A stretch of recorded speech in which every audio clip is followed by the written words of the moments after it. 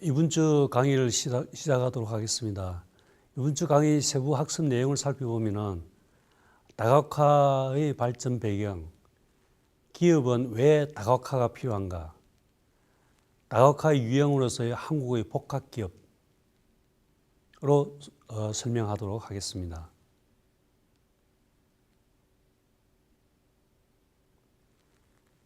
이번 시간에는 다각화의 정의에 대해서 살펴보도록 하겠습니다. 구체적인 내용으로서는 다각화란 무엇인가, 그 다음에 다각화의 발전 배경, 마지막으로 다각화의 종류, 이런 순으로 강의를 하도록 하겠습니다. 자, 우선 우리가 다각화에 대해서 설명을 하기 전에 간단한 사례를 하나 알아보고 넘어가도록 하겠습니다. 자, 이것은 다각화에 실패한 사례인데, 항공회사 중에 유나이티드 에어라인이라고 아마 아실 겁니다.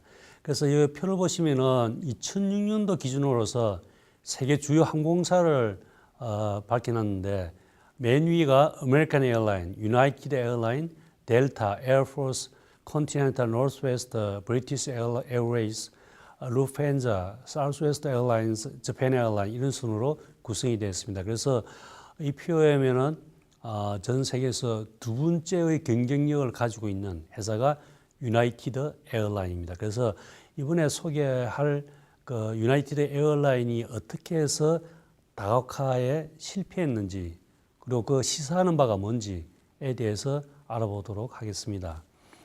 자, 유나이티드 항공사는 그 전략의 초점이 여행의 슈퍼마켓을 만들고자 했습니다.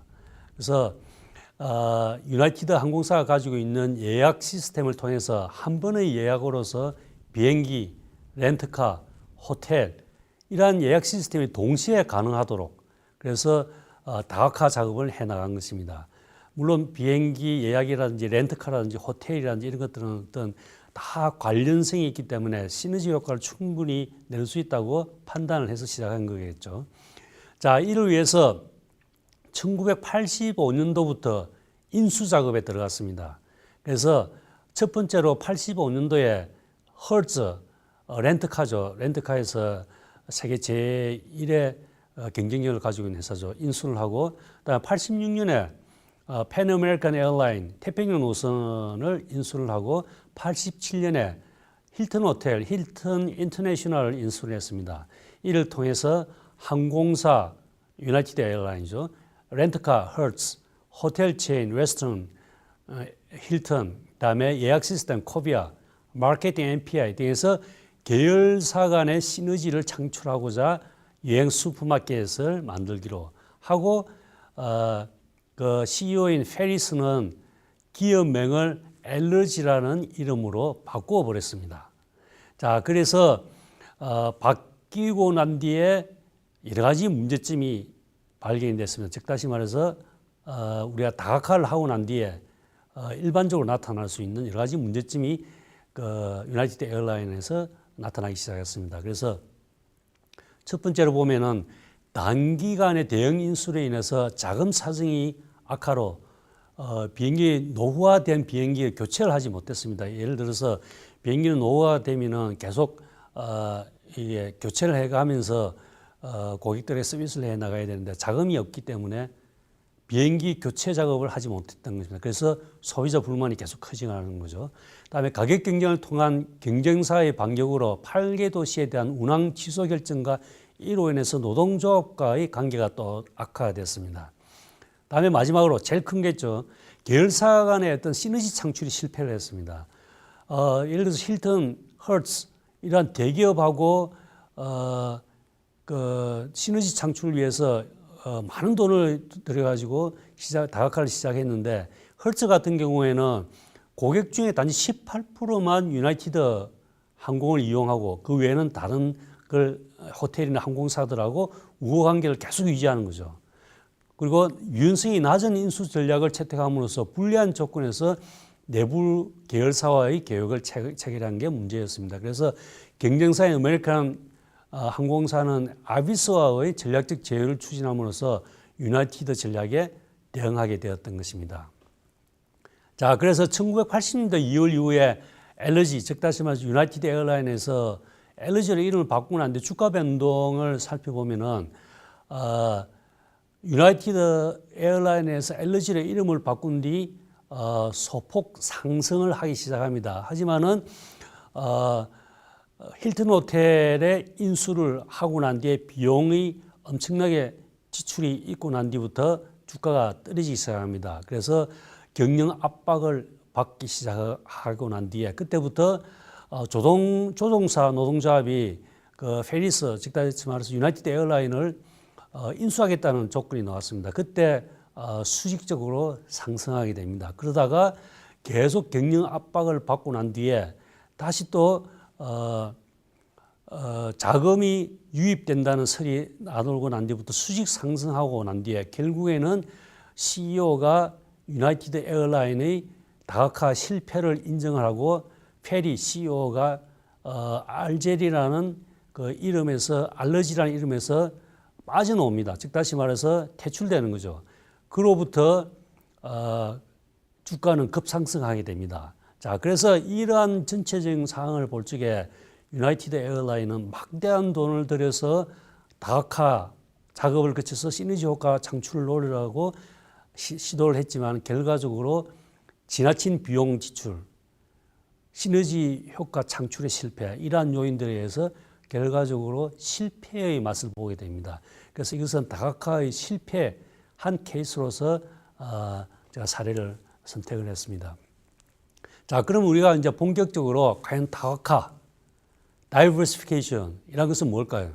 기업이 성장을 하면은, 즉 다시 말해서 투자를 해서 제품을 만들어서 수익을 창출하게 되면은 잉여 수익이 생기면은 결과적으로 재투자하게 돼 있죠. 그러면서 기업의 사이즈가 계속 커지게 되는 거죠.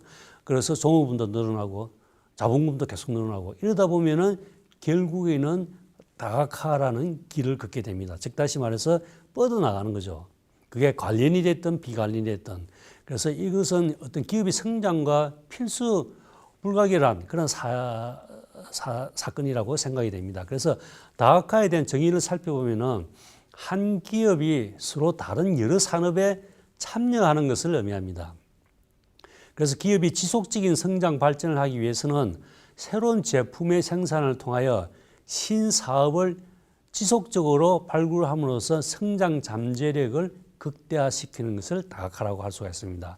그래서 다각화란 제품을 생산하거나 서비스 활동을 영위하던 기존의 사업에서 새로운 산업이나 시장으로 진출하는 것을 의미합니다. 한마디로 얘기해서 기존의 산업에서 탈피해서 다른 사업, 즉 다시 말해서 여러 사업, 그것이 관련이 됐든 관련이 되지 않았던 여러 산업으로 뻗어나가는 것을 다각화라고 이야기할 수가 있습니다. 자, 여기에서 다각화의 종류에 대해서 살펴보면은 다각화의 종류는 관련 다각화, 그다음에 비관련 다각화로 구분을 지을 수가 있습니다. 관련 다각화, 우선 related diversification. 관련 다각화는 글자에서도 암시를 하듯이 현재 하고 있는 기업이 하고 있는 산업과 관련된 쪽으로 뻗어나가는, 다각화해 나가는 것을 관련 다각화라고 이야기를 할 수가 있습니다. 그래서 제품 및 지역 차원에서 관련된 산업에 집중하는 다각화를 관련 다각화라고 그러며 현재의 사업 분야와 관련성이 있는 새로운 사업이나 시장으로 진출하는 것을 말하며 기존의 기업 활동과 새로이 진출을 하려는 사업 사이에서는 가치 사슬상의 공통된 구성 요소가 하나 이상은 존재할 적에 우리는 엄밀하게 관련 다각화라 이렇게 이야기를 합니다. 예를 들어서 여기서 가치 사슬이라는 우리가 앞에서 했던 그 포토의 가치 체인에서 가치 사슬을 우리가 이야기했죠. 그죠?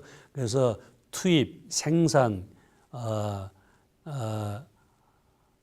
아웃풋, 물류, 그다음에 마케팅, 그다음에 AS 이러한 여러 가지의 가치 사슬상의 기능들이 두 가지 이상의 공통 요소가 있을 적에 관련 다각화라 이렇게 이름을 붙일 수가 있습니다.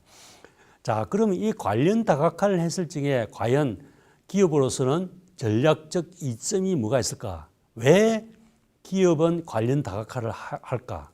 어떤 이점을 노리고 관련 다각화를 할까? 이것을 살펴보도록 하겠습니다. 처음으로 관련 다각화를 하면은 범위 경제를 실현함으로써 비용 절감의 효과를 누릴 수가 있습니다.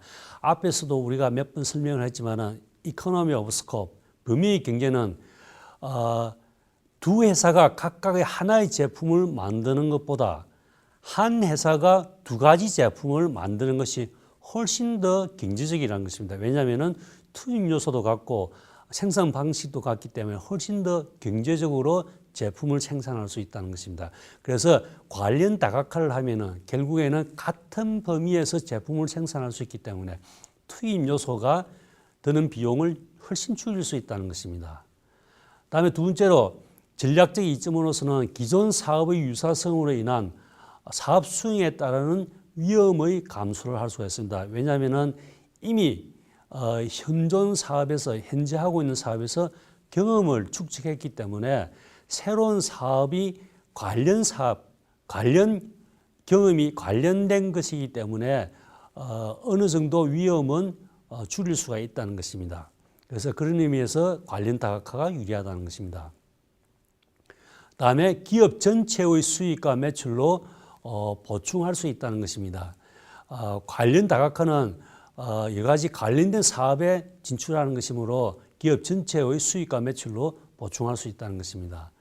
자, 다음에 두 번째 종류로서 비관련 다각화, 즉 다시 말해서 unrelated diversification. 그래서 현재 하고 있는 사업과 전혀 동떨어진 아무런 관련이 없는 사업 분야로 뻗어나가는 것을 이야기합니다. 그래서 기업으로서는 약간 그 위험을 안고 있는 것이라고 할 수 있습니다. 왜냐하면은 거기에 대한 아무런 경험이나 기술을 가지고 있지 않기 때문에 어떤 위험을 안고 시작하는 것이라고 할 수 있습니다. 하지만은 기업이 꼭 관련 다각화를 해야만이 성공한다고는 볼 수 없습니다. 왜냐하면은 기업이 여러 가지 다각화를 통해서 그 기업의 성장 그리고 기업의 사이즈, 기업의 자본 이런 것들을 확충할 수가 있기 때문에요.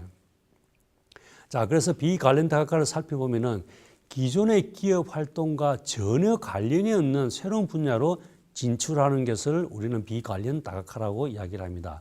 그래서 현재의 사업 분야와 기술, 시장, 유통망 등에서 공통적인 요소가 하나도 존재하지 않는 사업으로 다각화하는 것을 이야기할 수 있습니다. 자, 그러면 기업이 어떤 연유에서 어떤 이유에서 비관련 다각화를 추진할까요? 그래서 그 전략적 이점을 살펴보도록 하겠습니다. 자, 기업이 비관련 다각화를 추진하는 이유는 경영 위험의 분산, 기업 전체적으로 안정적인 수익 규모를 유지하자는 것입니다. 자, 비관련 다각화는 기업의 경기 순환으로 오는 그런 불안감으로부터 어떤 자금의 안정성을 확보할 수 있다는 점에서 비관련 다각화는 굉장히 중요하다고 할 수가 있습니다. 다음에 사업의 관련성보다 수익성이 더 중요하다고 판단될 경우, 예를 들어서 기업으로서는 수익이 가장 중요하기 때문에 그 수익이 관련 진출보다 더 중요하다고, 더 우선순위가 있다고 판단될 경우에는 비관련 다각화도 진출을 하는 것입니다.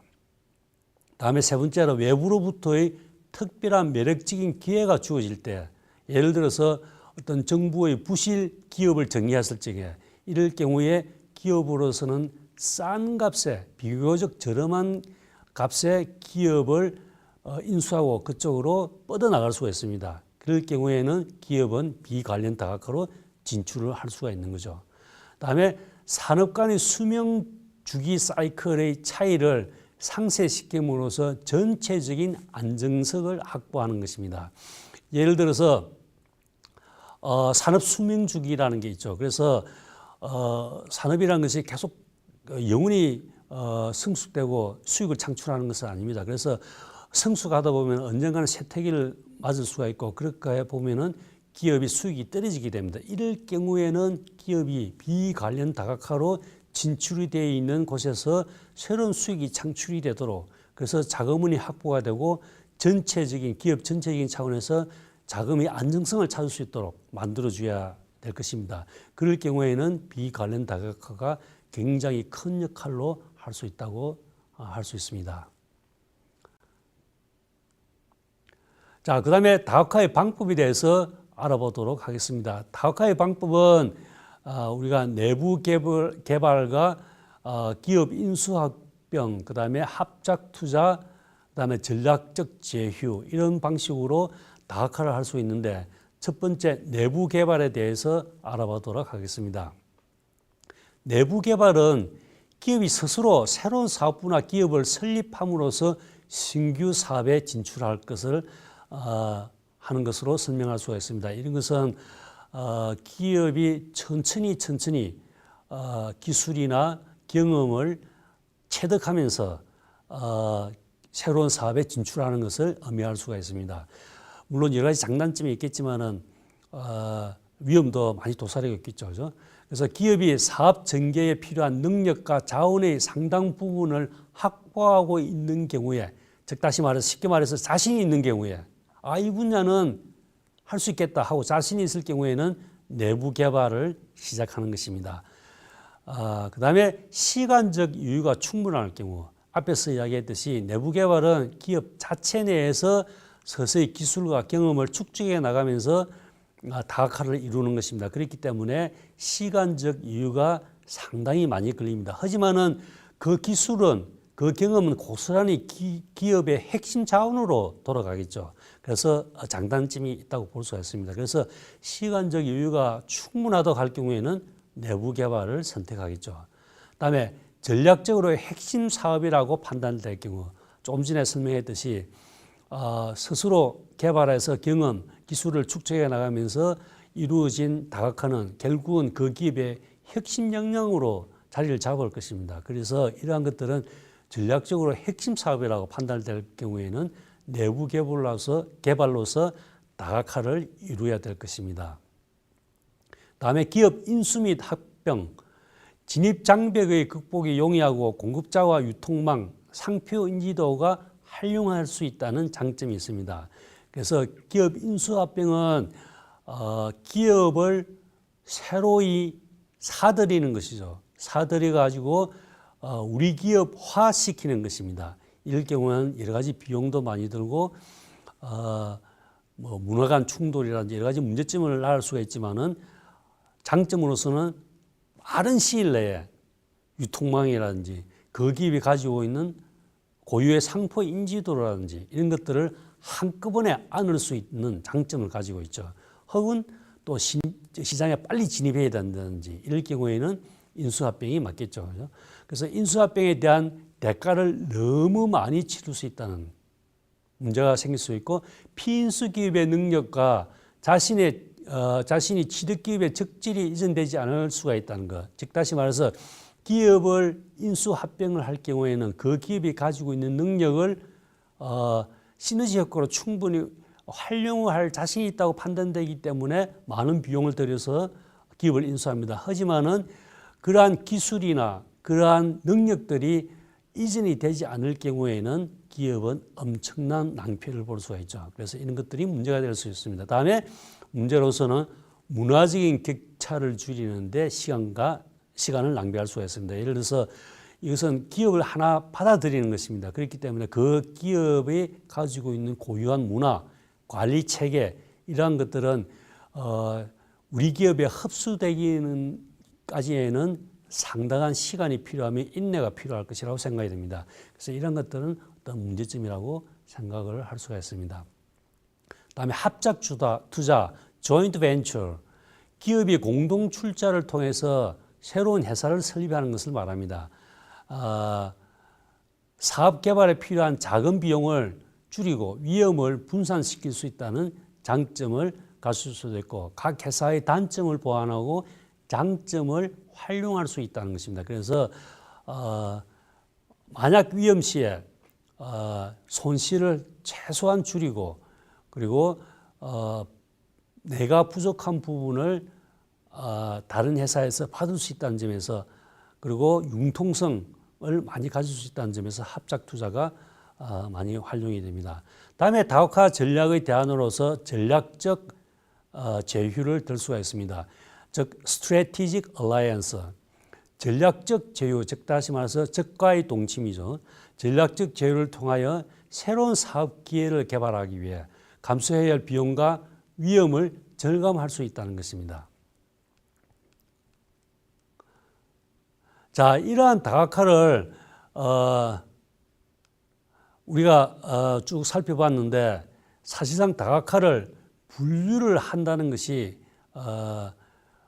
어떤 면에서 보면은 기업 측면에서 보면은 다각화를 추진하는 데 많은 도움이 될 것이라고 판단이 됩니다. 그래서 리멀트라는 학자는 다각화 전략의 어떤 분류를 해 놓았습니다. 그래서 그걸 살펴보면은 단일 사업 기업, 싱글 비즈니스는 주력 사업 내에서 매출의 95% 이상을 얻는 기업을 단일 사업가라고 지칭을 하고, 수직적 통합 기업은 수직적으로 통합된 사업 내에서 매출의 70% 이상을 얻는 기업, 다음에 주력 사업 중심 기업, Dominant Diversifier Firms, 이것은 주력 사업 내에서 70 내지 95%의 매출을 얻는 기업, 다음에 관련 다각화 기업은 관련 사업에서 70% 이상의 매출을 얻는 기업, 마지막으로 비관련 다각화는 관련 사업에서 70% 미치지 못하는 매출을 얻는 기업, 이렇게 규정을 지음으로써 다각화의 기업의 어떤 분류 체계를 만들어 놓았습니다.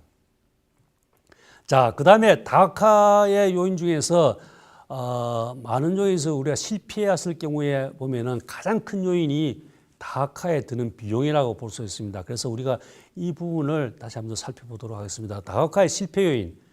다각화로 인해 창출되는 가치보다 관리적인 비용이 더 크기 때문에 그 원인을 살펴보면은 지나친 사업의 수가 너무 많아서 사업부의 복잡성 때문에 관리가 어렵다든지, 혹은 사업부 간의 협조가 어렵다든지, 왜냐하면 사업부 간의 이익 공헌도의 측정이 어렵기 때문에, 혹은 때로는 잘못됐을 경우에 책임 전가의 경우, 이런 경우에 사업부 간의 협조가 어렵다는 것. 다음에 특별한 경우, 예를 들어서 공항, 경기 순환, 예측 이런 것들이 어렵기 때문에 다각화가 실패할 수 있다는 것입니다.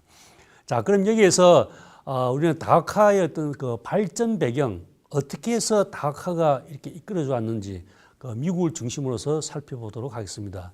1960년대는 경영관리 기술 발전으로 인해서 수익이 창출이 되고 그럼으로써 사업이 확장이 됩니다. 그래서 많은 기업들이 비관련 다각화, 복합 기업 쪽으로 확장을 하기 시작합니다. 자, 이러다가 1970년대에 와서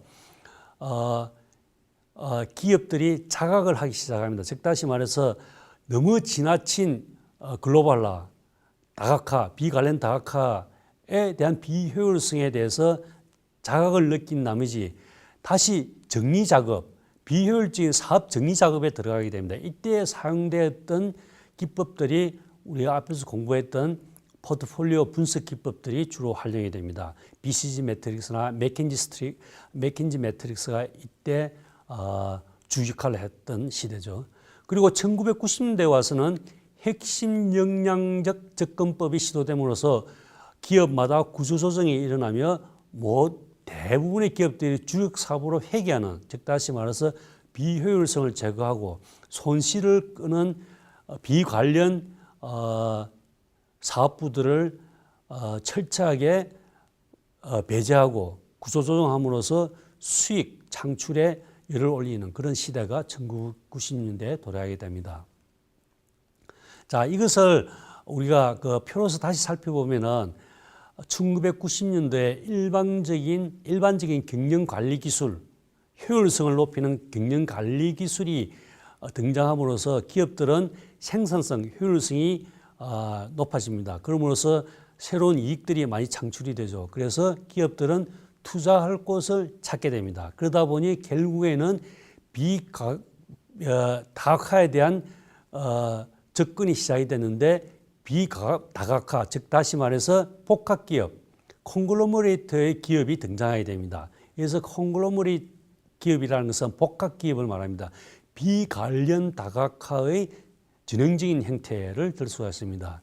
자, 이런 콩글로머레이트 기업이 등장함과 동시에 이 기업들의 몇 년 뒤에 성과를 평가를 해본 결과 기대만큼 성과가 좋지 않았다는 것입니다. 즉 다시 말해서 비관련 분야로 확장한 것은 결과적으로 수익 창출하고는 그렇게 맞지 않았다는 것입니다. 그래서 여기에서 포트폴리오 기법이 노고 기획조정실이 대두됨으로써 비관련 분야, 비효율적인 분야의 정리 작업이 시작되었습니다. 그래서 경영자원의 효율적인 배분 작업이 시작되었습니다. 그래서 다각화된 이질적인 사업 분야에 대한 관리 능력 부족, 국제 경쟁력이 약화로서 기업들은 구조조정, 리스트럭처링이 시도가 되고 기업은 주력 사업으로 회귀를 하는, 즉 다시 말해서 핵심 역량적인 접근법으로 다가가게 되는 것입니다. 자, 여기서 한국의 30대 재벌의 관련 및 비관련 다각화의 통계를 1987년에서 2009년 사이에 를 살펴보면은 처음에는 1987년부터는 외환위기 이전, 즉 다시 말해 1997년의 외환위기 이전부터는 비관련 다각화만 계속해서 지속적인 상승을 합니다. 해가지고 외환위기를 거침과 동시에 비관련 다각화는 급격하게 줄어듭니다. 즉 다시 말해서 정부에 의해서 구조조정에 들어가는 거죠. 그래서 외환위기 이후에는 비관련 다각화 중 관련 다각화는 서서히 증가를 하게 됩니다. 그래서 외환위기 이후에는 관련 다각화 기업들이 서서히 조정을 하고 증가를 하면서 구조조정이 끝난 무렵에서 2000년 이후에는 관련 다각화가 계속 증가를 하는 추세를 하게 되면서 2006년 이후에는 관련 및 비관련 다각화가 감소하는 추세를 보게 됩니다.